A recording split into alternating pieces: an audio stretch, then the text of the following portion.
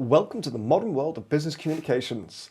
No, this is a tutorial on unified communications, team collaboration, and all that kind of stuff, and how to do it with the pascom client. So welcome. Let's start by delving straight in. What are we going to look at, and how are we going to do it? So the first thing is that you have to understand that we have two objects in pascom, where we do the collaboration in two different ways. So the one is the team. Yep. What is a team? A team is a kind of call queue. Call queue, you could understand it more from the contact center world, Yes. but because it's also a very powerful collaboration tool, we're going to include it here as well. Yes, so you can just join a team and answer calls, and there could be a call distribution which is defined by your administrator. So what you can do as a user, we will see, and how you can work together to get the call load which comes in. Yeah, okay. So this is the one sort of team. The other kind of collaboration is so-called groups. Yeah.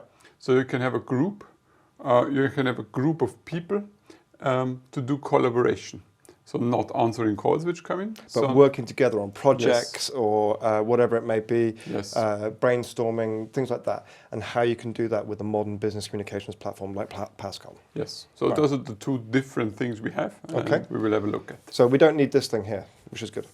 No, which is good. Yeah, fair enough. So take it away, come on. Here is such a team. It's the switchboard in our scenario. What can we see here? Here is the agent overview. Here I can see my colleagues which are working for that team. And here you can see me, lazy guy, doing nothing. And here I could also see the calls waiting. So if I have a lot of load on the system, I would also say see the customers here waiting and not getting answered. What can I do now? I can now ask my colleagues how it is going. I can see how many calls are here to handle, and then I could say, okay, this is too much, I will join. I can just join, I log in, now I'm also logged in, now I get also some calls. Okay. That's it basically. There is a different way which could happen. I have now the opportunity to log in and log out. That's because my administrator said so. Yeah, you are set as a dynamic user. Yes. The other people whose main role may be to work in that queue may not be so fortunate to have that ability to log in and out. Yes. Yeah. Another thing which can be configured by the administrator is a pause and a pause reason. So I don't have to log out actually, I can have a pause. So I could say, okay, I make my coffee break, tea break, or whatever. And then I click on the break symbol, and then I can choose which one I do, and I do not log out, and my colleagues can clearly see in that list that I am making a break and why. So it's easier for teams which are really focusing on answering calls. It's very good for customer care, and it's also very good for the supervisor of the team, for example, for analytics. He knows what's going on at any given time and can make decisions in real time.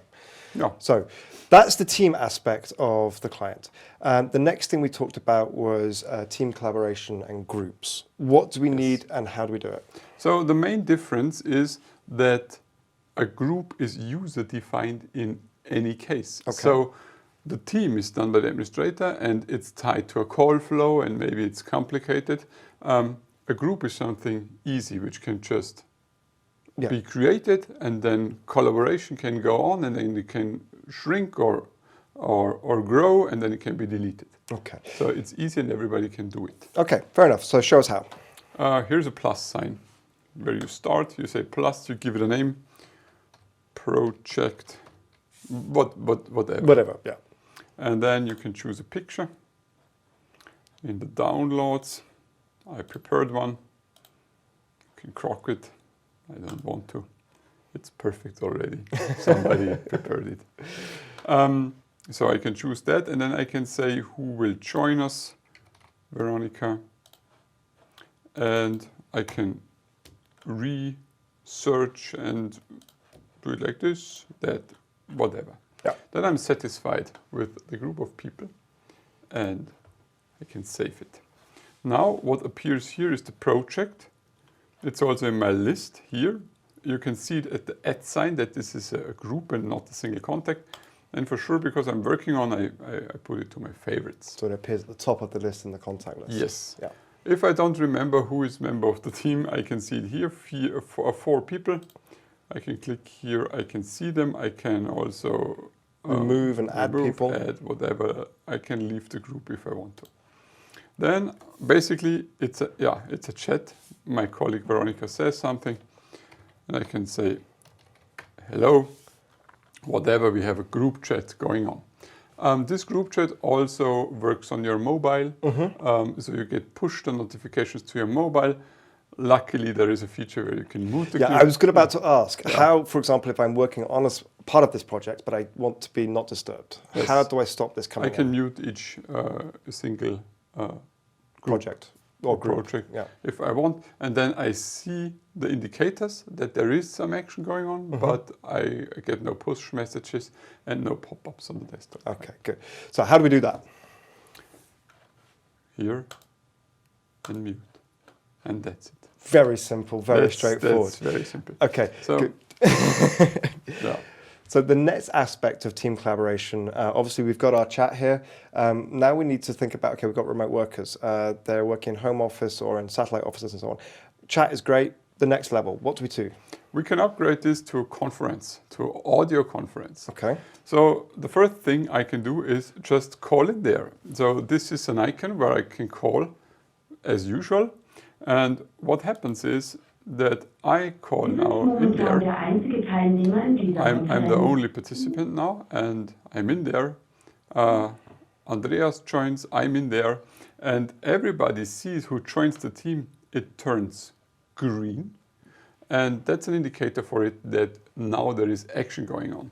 So if I'm not part of the conversation, I can see clearly that there is something going on in my team, and I can join it. Now we're talking, we can also chat. For sure, still we can talk about things, we can discuss things, share links, whatever we want to do. The next level we can have is we can upgrade this communication to a video conference. For sure you have to configure your video source first. Yep. We did that because we're using this setup for filming. Our webcam is what you see here, so we have another webcam which is in the studio. Yeah, fair enough. So we're going to start a video call now and just show you how easily it is. I just click on Start Video. You can see here in our studios, and everybody can just share video, and then you have a video conference going on. Here you can see it on the mobile through Wi-Fi, working perfectly. You can have a screen sharing also, so you share your screens and so on and so forth. If I don't want it in this format, I can also change here.